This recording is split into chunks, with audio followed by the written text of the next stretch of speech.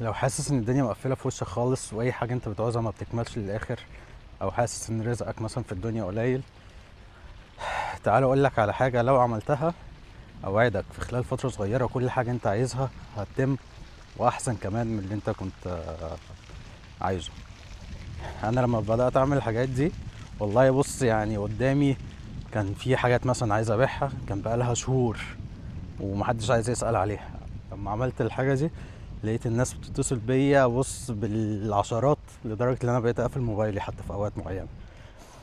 لقيت رزق كتير بيتحدف عليا والله، وحاجات انا ما سعيتش ليها.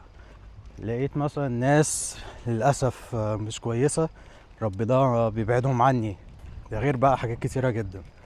بص انا هقول لك ايه هي الحاجة دي في 30 ثانية بالظبط، بس وعدني اللي انت تعملها، ولما تعملها وتجيب معاك نتيجة ابعت لي بس قولي انها جابت معاك نتيجة عشان تبسطني معاك.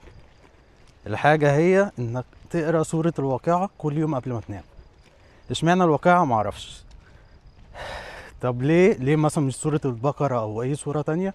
انا معرفش، بس هي انا سمعت حد بيقولها، بيقول الموضوع ده، جربته لقيته بيجيب نتيجة جامدة جدا. فانت اعمله وقبل ما تنام كده اعمله، هتلاقي تاني يوم على طول في حاجات جديدة ابتدت تحصل لك. يوم بعد يوم بعد يوم بعد فترة هتلاقي كل حاجة انت عايزها حصلت واكتر كمان ما انت عايزها. انا مش شيخ ولا حاجة، الدقن دي مش التزام، انا شخص عادي خالص الحمد لله، بصلي واصوم وكل حاجة، بس ابتديت اقرا سورة واقعة كل يوم قبل ما انام الدنيا بتتغير خالص. اعملها كده وتوكل على الله.